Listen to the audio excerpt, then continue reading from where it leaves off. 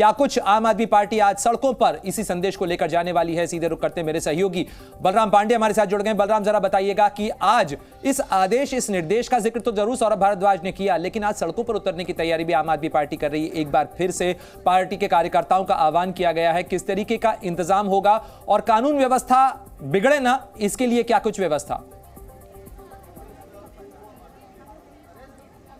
देखिए, आपको बता दें कि जब से दिल्ली के मुख्यमंत्री और आम आदमी पार्टी के राष्ट्रीय संयोजक अरविंद केजरीवाल गिरफ्तार हुए हैं, तब से लगातार आम आदमी पार्टी प्रोटेस्ट कर रही है और बीजेपी केंद्र सरकार को घेरने की कोशिश कर रही है।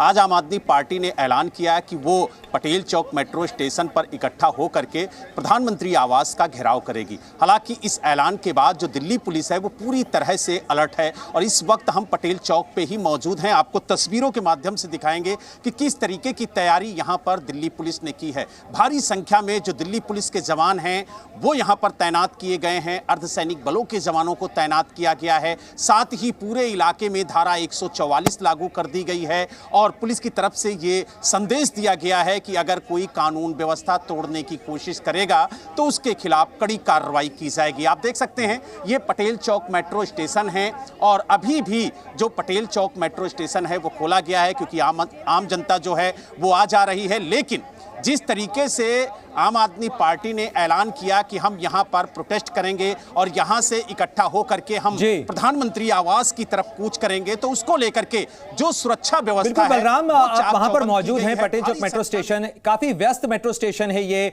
वहां पर आसपास कई केंद्रीय कार्यालय हैं, कई जगह पर कामकाज के सिलसिले में लोग वहां पर पहुंचते हैं। तो ऐसे में आम लोगों को किस तरीके की दिक्कतें हो रही हैं और उनकी दिक्कतें कम हो सकें, इसके लिए जो पुलिस प्रशासन है उसकी तरफ से क्या इंतजाम किए गए? क्योंकि ये मेट्रो स्टेशन अगर बंद होता है तो आगे तक लोगों को जाना पड़ेगा, वहां से आने में उनको दिक्कत हो सकती है, दफ्तर के लिए लेट हो सकते हैं। कामकाजी दिन है आज।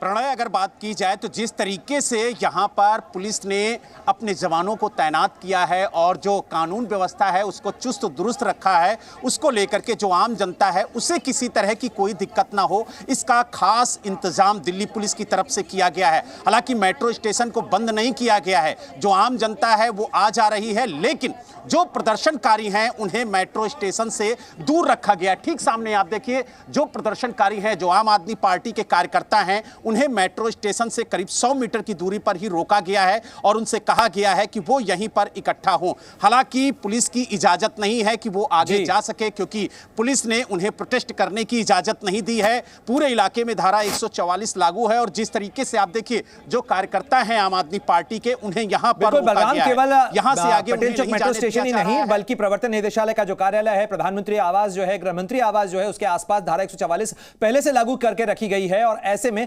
वहां पर भीड़ को इकट्ठे नहीं होने दिया जाएगा। लेकिन मैं एक बार फिर लौटना चाहूंगा सौरभ भारद्वाज की प्रेस कॉन्फ्रेंस पे। दूसरा निर्देश जारी कर दिया है मुख्यमंत्री अरविंद केजरीवाल ने। जरा दर्शकों की सुविधा के लिए समझाइए कि वो ईडी की कस्टडी में रहते हुए कैसे निर्देश जारी कर रहे हैं, उनके पास कौन जाता है, किस तरीके से, क्योंकि इस समय उनसे किसी तरीके की बैठक कैबिनेट की होना या कंसल्टेशन होना तो मुमकिन नहीं है, तो किस तरीके से निर्देश जारी हो रहे हैं? देखिए, आपको बता दें कि कोर्ट ने जब उन्हें ईडी की कस्टडी में भेजा था तब कोर्ट ने ये कहा था कि जो भी पूछताछ होगी उसकी रिकॉर्डिंग होगी और वो रिकॉर्डिंग सुरक्षित रखना होगा। साथ ही कोर्ट ने ये भी कहा था कि आधे घंटे वो अपने परिवार से मुलाकात कर सकते हैं, 1 घंटे वो अपने वकील से मुलाकात कर सकते हैं और जो ये मुलाकात है उन्हीं मुलाकात के बीच ये निर्देश जारी किए जा रहे हैं और यही वजह है कि सीधे वो निर्देश मंत्री के पास पहुँच रहे हैं और मंत्री उस निर्देश को पढ़ करके मीडिया को बता रहे हैं और बता रहे हैं कि किस तरीके से ईडी की कस्टडी में रहते हुए मुख्यमंत्री अरविंद केजरीवाल दिल्ली की जनता की चिंता कर रहे हैं। हालांकि आज दूसरा निर्देश आया है और उस निर्देश जरा इसे स्पष्ट कीजिएगा कि क्या वो अपने वकील या परिवार के जरिए आदि निर्देश दे रहे हैं या सुनने में यह भी आया था कि जो उनके सचिव हैं विभव, उन्हें भी मुलाकात की इजाजत दी गई है, उनके जरिए निर्देश आ रहे हैं? बिल्कुल, देखिए जिस तरीके से ये कहा गया था कि उनकी पत्नी और विभव को मिलने की इजाज़त दी गई है, आधे घंटे वो मुख्यमंत्री अरविंद केजरीवाल से मुलाकात कर सकते हैं, 1 घंटे उनका वकील मुलाकात कर सकता है और साथ ही अगर उन्हें जो खाना है वो अच्छा नहीं लगता है तो वो घर का खाना भी मंगवा सकते हैं। कुछ इस तरीके के निर्देश दिए गए थे और उसी दौरान ये जो निर्देश मुख्यमंत्री की तरफ से आ रहे हैं मंत्रियों को वो जारी हो रहे हैं। अब ये कहना कि ये वकील के जरिए आ रहा या विभव के जरिए आ रहा है या पत्नी के जरिए उन्होंने भेजा है, क्योंकि पहला संदेश जब उन्होंने भेजा था अपनी पत्नी के जरिए कि हम देश की जनता के लिए काम करेंगे, हमारा पूरा जीवन जो है वो समर्पित है देश को और हमारा संघर्ष करने के लिए ही जो जन्म हुआ है, तो इस तरीके की जो तस्वीरें उनकी पत्नी ने उनके संदेश को पढ़ करके बताया था, तो ये अटकलें लगाई जा रही थी। बिल्कुल बलराम, आप महत्वपूर्ण बात कह रहे हैं, आप बने रहिए हमारे साथ में। लेकिन इस समय दर्शकों को यह भी बता दें कि एक तरफ जो कस्टडी है उससे जारी जो ऑर्डर्स हैं उनको लेकर सियासी घमासान मचा हुआ है, तो बीजेपी ने इस पूरे मामले को लेकर सवाल खड़े किए हैं। दिल्ली के सीएम का ऑफिस आखिर चला कौन रहा है, यह सवाल बीजेपी पूछ रही है, क्योंकि ईडी की कस्टडी से मुख्यमंत्री अरविंद केजरीवाल लगातार दूसरा निर्देश भी जारी कर चुके हैं। दिल्ली के मुख्यमंत्री अरविंद केजरीवाल जी थे, हैं और रहेंगे। ये बिल्कुल साफ है कि अरविंद केजरीवाल जी ही दिल्ली के मुख्यमंत्री रहेंगे, चाहे सरकार जेल के अंदर से चले, चाहे सरकार जेल के बाहर से चले। चीफ मिनिस्टर केवल और केवल अपने फोन के माध्यम से या मेल के या व्हाट्सएप के माध्यम से अपने प्रिंसिपल सेक्रेटरी या सेक्रेटरी को दायित्व दे सकते हैं, वह भी वो सेक्रेटरी जो एलजी साहब की परमिशन से लगाया गया हो, वरना इस ऑफिस को कोऑपरेट नहीं कर सकता। इसका मतलब उनकी एब्सेंस में इस ऑफिस को हाईजैक किया गया है। देखिए, हमारा मानना है कि जो भी एजेंसियां कर रही हैं, चाहे ईडी हो चाहे सीबीआई हो, ये सब प्रधानमंत्री कार्यालय से जो है इशारे के बिना ही काम नहीं होते हैं। ये सब राजनीतिक निर्णय जो हैं शीर्ष नेतृत्व द्वारा लिए जा रहे हैं, इसलिए हम लोग प्रधानमंत्री जी के कार्यालय का घेराव करेंगे। वो दिल्ली के लोगों के बारे में नहीं, वो उस घोटाले के बारे में सोच रहे हैं जिसमें उन्होंने जल बोर्ड को एक लूटने का काम किया है। इसलिए मैंने कहा कि वो उन्होंने संकेत दिया है अपनी मंत्री को कि जल बोर्ड का भी ध्यान रखिए, वहां पर बहुत बड़ा खेल हुआ है। बीजेपी को खत्म करने के बिल्कुल किंगपिन है, क्योंकि हम इतनी तेजी से बढ़ रहे हैं। उनको पता चल रहा है कि ये पार्टी अगर देश में आएगी ना, ये हमें आने वाले 2-4 साल में खत्म कर देगी, तो इसीलिए वो किंगपिन है।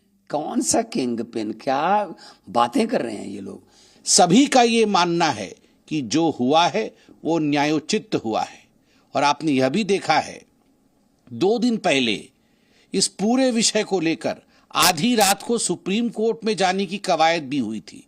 सुप्रीम कोर्ट से भी अपने याचिका को वापस लेना पड़ा था अरविंद केजरीवाल को। अरविंद केजरीवाल जी, आप मुख्यमंत्री हो सकते हैं, मगर आप हिंदुस्तान के कानून से बड़े नहीं हैं। तो एक तरफ अरविंद केजरीवाल की गिरफ्तारी को लेकर आम आदमी पार्टी बनाम बीजेपी का सियासी संघर्ष देखने को मिल रहा है, तो वहीं दूसरी तरफ सड़कों पर संग्राम की तैयारी भी हो चुकी है। आम आदमी पार्टी ने प्रदर्शन का ऐलान किया है, प्रधानमंत्री आवास के घेराव का ऐलान किया है और उसको लेकर दिल्ली पुलिस की तरफ से सुरक्षा के पर्याप्त इंतजाम किए गए हैं। चप्पे चप्पे पर भारी पुलिस बल तैनात किया गया है। देखिए किस तरीके से दिल्ली की सड़कों पर पुलिस बल की तैनाती है और दिल्ली छावनी में तब्दील नजर आ रही है, खासतौर पर ल्यूटन बंगलो जोन में। आदित्य प्रताप सिंह की ये रिपोर्ट आपको दिखाते हैं। आम आदमी पार्टी के प्रदर्शन के आह्वान के बाद सेंट्रल दिल्ली को छावनी में तब्दील किया जा रहा है। इस समय हम सफदरजंग रोड पे खड़े हुए हैं, जहां पर इस समय तस्वीरें आप देख सकते हैं दिल्ली पुलिस के जवानों की बड़ी संख्या में यहां पर तैनाती की जा रही है। इस रोड पे बैरिकेड लगा दिए गए हैं। दिल्ली ट्रैफिक पुलिस के द्वारा एडवाइजरी जारी की गई थी, जिसमें 4 मुख्य मार्गों पर आज लोगों को बचने की हिदायत दी गई है। लाइट ट्रैफिक रहे, इसके लिए लगातार प्रयास किए जा रहे हैं। दिल्ली ट्रैफिक पुलिस के जवानों की तैनाती भी कहीं ना कहीं संख्या बल के हिसाब से बढ़ाई गई है, ताकि जो ट्रैफिक है वो सुगम चल सके। इसके अलावा पैरामिलिट्री फोर्सेस की तैनाती की गई है बड़ी संख्या में।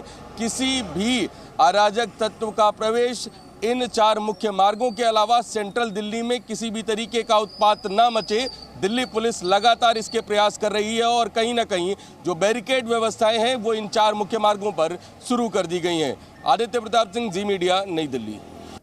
तो बड़ी संख्या में पुलिस बल को तैनात किया गया है, क्योंकि आम आदमी पार्टी की तरफ से प्रदर्शन का ऐलान किया गया है। एक बार फिर रुक करते हैं, मेरे सहयोगी बलराम लगातार रिपोर्ट कर रहे हैं।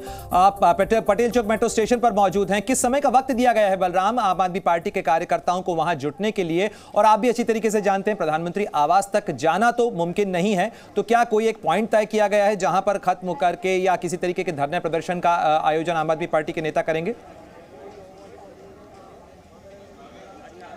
देखिए, आपको बता दें कि जो आम आदमी पार्टी के कार्यकर्ता हैं वो पटेल चौक मेट्रो स्टेशन गेट नंबर 2 पर इकट्ठा हो रहे हैं और पुलिस ने स्पष्ट कहा है कि यहां से आगे बढ़ने की इजाज़त नहीं है, क्योंकि यहां पर तमाम विभागों के मुख्यालय हैं और जिस तरीके से ये सेंटर पॉइंट है, कहा जाए खास तौर से केंद्र सरकार का, उसको लेकर के किसी भी तरह से किसी भी प्रदर्शनकारी को यहां से आगे बढ़ने की इजाज़त नहीं है। हालांकि आम आदमी पार्टी ने ऐलान किया है कि यहीं पर इकट्ठा होकर के वो प्रधानमंत्री आवास की तरफ कूच करेंगे, लेकिन प्रशासन बिल्कुल बलराम पांडे, और ये पटेल चौक मेट्रो स्टेशन से महज चंद मीटर के फासले के ऊपर वो जंतर मंतर भी है जहां से इस आंदोलन का और इस पार्टी का कहा जा सकता है एक तरीके से जन्म हुआ था। लेकिन आज की अगर बात की जाए तो निर्देशों का जो सिलसिला है उसको लेकर भी सियासत गरमा रही है। बीजेपी लगातार इस चीज को लेकर सवाल खड़ा कर रही है। आम आदमी पार्टी की तरफ से क्या कुछ कहा जा रहा है इन निर्देशों को लेकर जो मुख्यमंत्री की तरफ से जारी किए गए हैं ईडी की कस्टडी से?